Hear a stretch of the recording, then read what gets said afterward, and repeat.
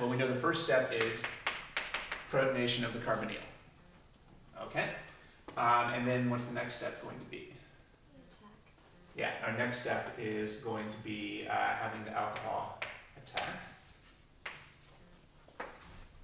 So we can show our products from this. So you want to take your time drawing this product. This product might be a little difficult. Now that we have the arrows, we should be able to draw the product. Let's go ahead and number. That's always a good idea. 1, 2, 3, 4, 5, 6.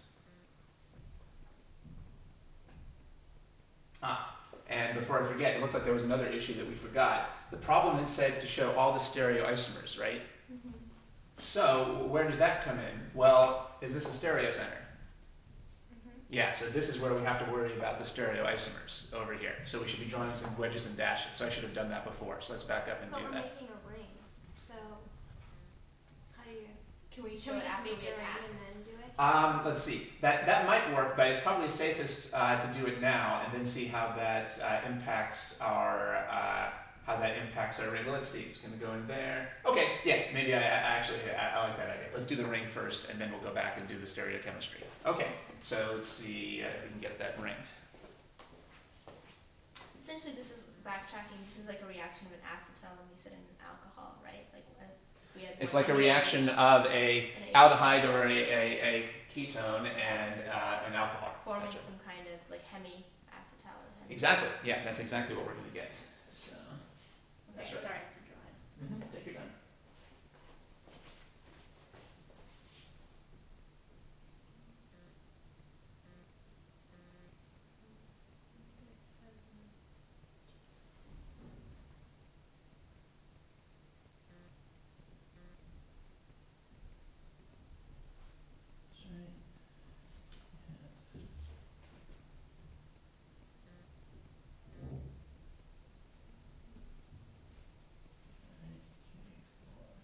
Okay, that looks right.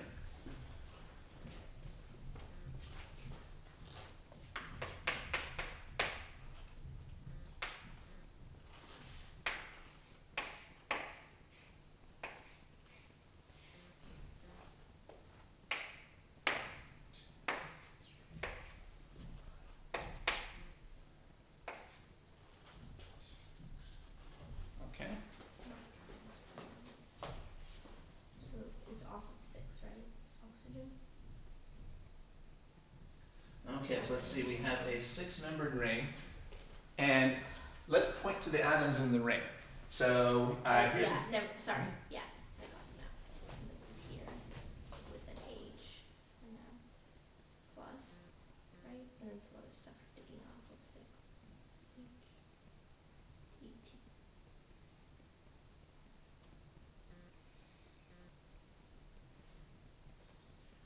There's methyl also somewhere.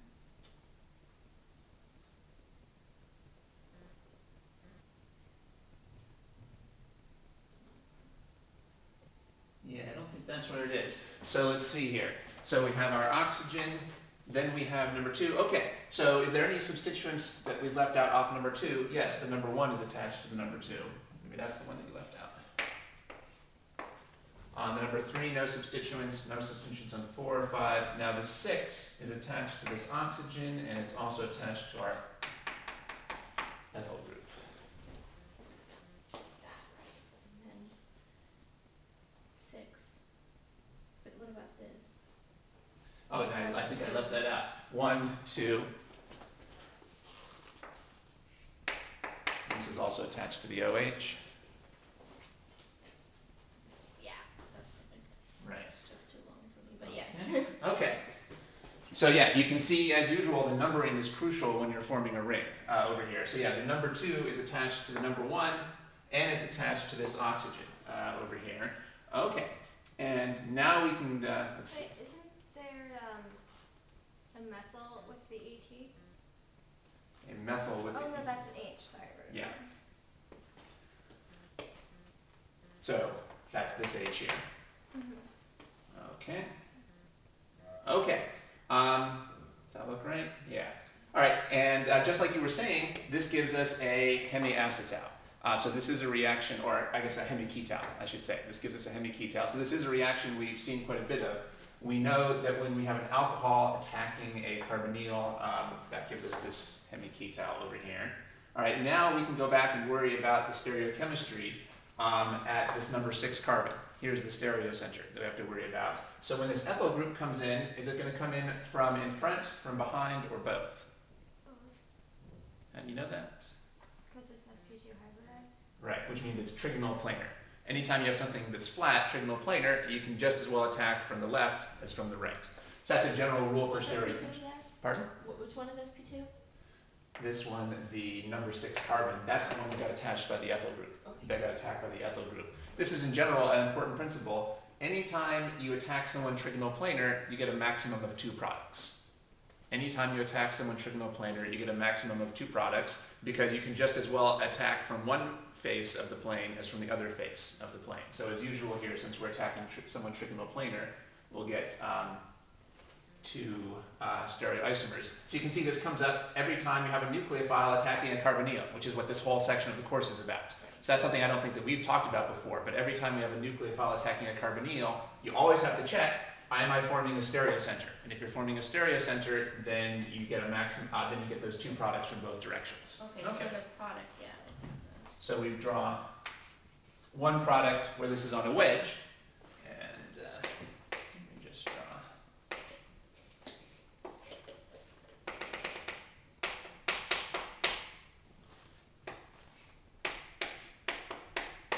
You get one product where this is on a wedge and one product where the ethyl is on a dash. Does that make sense? That stereocenter at number 2. Oh, did I miss that? Oh, good eye. Yeah, I didn't even think about that, so I guess I wouldn't have gotten full credit on this one. So that's right. So I was just preaching about how important it is to watch out for nucleophiles that attack carbonyls, because they can attack from both directions, but that was what we had here. We had a nucleophile attacking a carbonyl. So absolutely, that means that we have, this is a stereocenter as well. So how many products are we going to get total? Well, you would think 4. Yeah, but that's not what the answer says? No, I don't know, but because I was looking at one of them, and if you flip it, it looks exactly like the other one.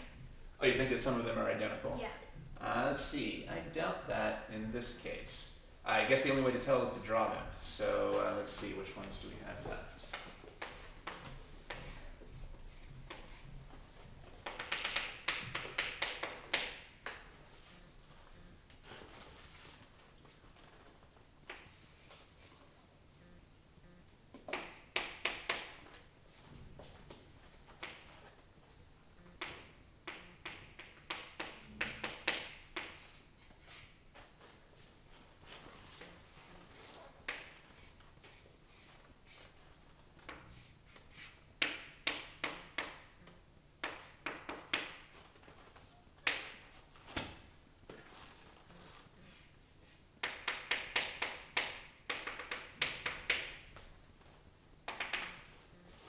Okay, so you get a maximum of 2 products because the ethyl group can be on a wedge or on a dash, and the hydroxy can be on a wedge or on a dash. Which 2 of these did you think were the same?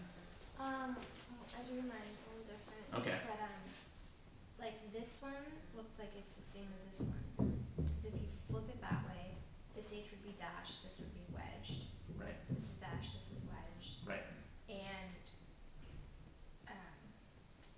but it's if you flip it and it's superimposable, then it's the same. Right. But if I flip this, I can't impose it.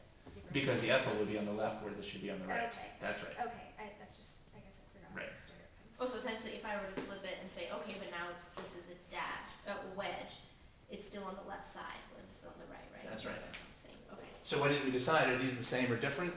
They're different. Yeah, they're all different. These are all different pictures. There's no way you can flip one to superimpose it on the other. So now I think we're done. I think those are the 4 products. Let's check the answer. Is that right? Yeah, that's it. Okay, and so he gave us a big clue here with showing all the possible stereoisomers and telling us that there was no carbonyls. You can see an easy thing that you could do here is stop too soon. That's something you really have to start watching out for on these problems, stopping too soon, but we knew we had to stop without any carbonyls. Okay, so the key ideas that we used here were that this ketal was protected from a Grignard, because the ketals are protected from nucleophiles, but we had the Grignard attack over here. Oh, and now this is going to be a real big theme for the rest of the course. It now will happen that oftentimes when you add H3O+, it does many different things. We're going to start to see things where H3O+ does many different things. And so again, you're supposed to assume you got excess. You have as much H3O+ as it needs, as it takes to do everything that the H3O+ could do. We're going to learn more and more things that could do. So first here, the H3O+ protonated this oxygen. It also revealed this hidden carbonyl, and then it also catalyzed the attack of this alcohol on this carbonyl over here. So those are just a few of the things that H3O+ can do.